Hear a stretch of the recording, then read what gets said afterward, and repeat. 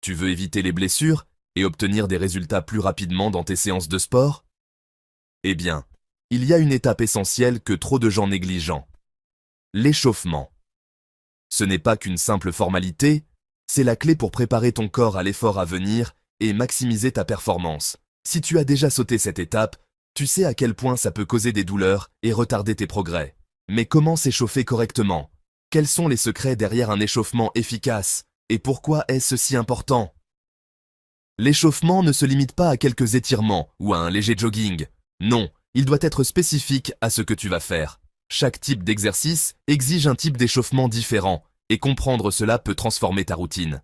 Tu t'es déjà demandé pourquoi certains athlètes semblent performants dès le premier mouvement, tandis que d'autres peinent à se mettre en route?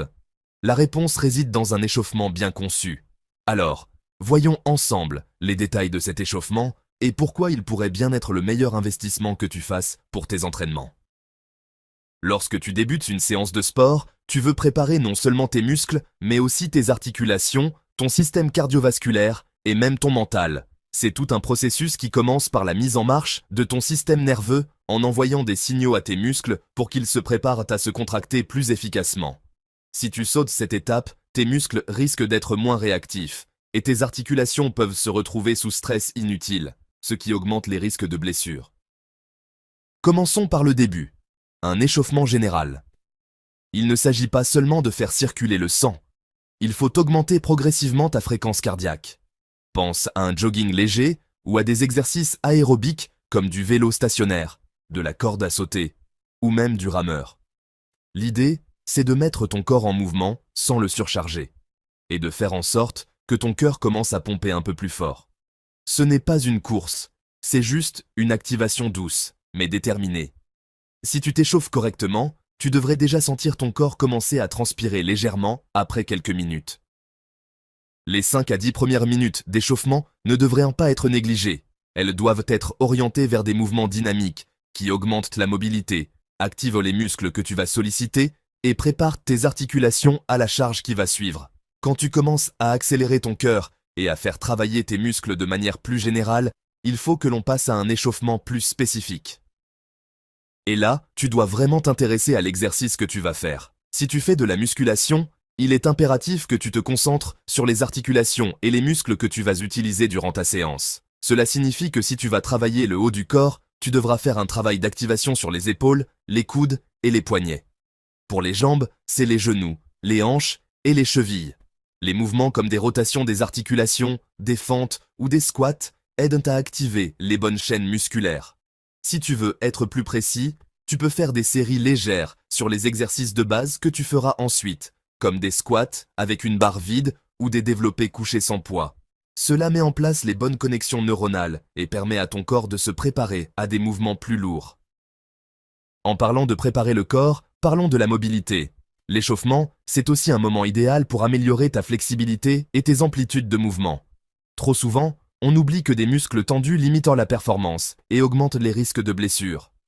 Des étirements dynamiques peuvent être utilisés pour assouplir les muscles, tout en augmentant leur activité. Par exemple, fais des balancements de jambes, des rotations de bras, ou encore des fentes avec torsion pour libérer les hanches et le bas du dos. Ces étirements ne doivent pas être réalisés de manière statique comme dans un yoga traditionnel, mais en mouvement pour préparer le corps à une meilleure amplitude de mouvement. Une fois que tu as fait un échauffement général et spécifique, tu peux envisager d'intégrer des exercices d'activation musculaire. Si tu prévois de faire des exercices comme des squats ou des soulevés de terre, tu veux préparer tes fessiers, tes ischio-jambiers et ton bas du dos.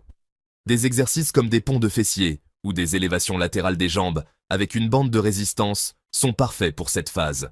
Si tu as l'intention de travailler le haut du corps, des exercices comme des pompes, des rotations d'épaules ou des planches avec levée de bras peuvent stimuler tes muscles stabilisateurs et préparer ta ceinture scapulaire à des charges plus lourdes. Un autre point souvent négligé est l'activation du système nerveux. Une étude a montré qu'un échauffement dynamique ciblé activait mieux le système nerveux, en particulier les fibres musculaires rapides, qui sont essentielles pour la force explosive. C'est pour cela que les exercices de saut ou les sprints légers sont également de très bons moyens de préparer ton corps à des efforts intenses. Mais attention, l'échauffement ne doit pas être épuisant. L'idée, ce n'est pas de te fatiguer avant même de commencer ta séance, mais de réchauffer tes muscles, de lubrifier tes articulations et de préparer ton système cardiovasculaire. Si tu fais un échauffement de trop longue durée ou trop intense, tu risques de perdre de l'énergie avant même de commencer ton entraînement. En revanche, si tu ne t'échauffes pas assez, tu risques de ne pas exploiter ton potentiel à fond et d'augmenter les risques de blessures. Maintenant, il faut aussi aborder la question de la durée de l'échauffement. Si tu fais une séance d'entraînement intense, l'échauffement devrait durer entre 10 et 20 minutes. Tu peux ajuster ce temps en fonction de ton activité, mais ne va jamais au-delà de 20 minutes, car tu n'es pas là pour te fatiguer. Si tu fais un échauffement très rapide, il ne sera pas aussi efficace. Donc, le compromis parfait réside dans cette période d'échauffement où ton corps commence à entrer dans un état optimal pour l'effort. Enfin, il y a un aspect mental à l'échauffement qu'il ne faut pas négliger. L'échauffement te permet de te concentrer, de préparer ton esprit à l'effort. C'est une transition importante entre le reste de ta journée et ton entraînement. Profite de ces moments pour te visualiser, t'imaginer dans tes meilleurs mouvements et te préparer mentalement à ce qui va suivre. Cette phase est souvent sous-estimée, mais elle est essentielle pour te mettre dans un état d'esprit positif et prêt à performer. La concentration, la visualisation et même la respiration sont des outils puissants à intégrer pendant l'échauffement. Donc, pour résumer, un échauffement bien fait, c'est avant tout un échauffement général pour augmenter la fréquence cardiaque, un échauffement spécifique ciblant les muscles et articulations que tu vas travailler, une activation musculaire pour améliorer la connexion neuromusculaire, et enfin, un aspect mental pour entrer dans la zone. Ne prends pas l'échauffement à la légère, car c'est ce qui va faire toute la différence dans tes performances et ta sécurité. Il n'y a pas de raccourci. Si tu veux avoir de vrais résultats, chaque minute passée à t'échauffer est une minute investie dans ton succès. Alors, n'oublie jamais, un échauffement bien fait, c'est la garantie de séances plus efficaces, plus sûres et des progrès à long terme. Une question qui revient souvent quand on parle d'échauffement, c'est « Pourquoi est-ce que je devrais vraiment m'échauffer, surtout si je ne fais qu'un sport modéré ?»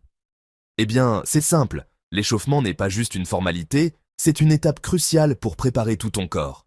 Même pour une activité légère, tes muscles, tendons et ligaments bénéficient d'une transition progressive qui leur permet de passer d'un état de repos à un état de tension. Si tu as déjà ressenti des douleurs ou des tensions après une séance, il y a de fortes chances que l'échauffement n'ait pas été suffisant.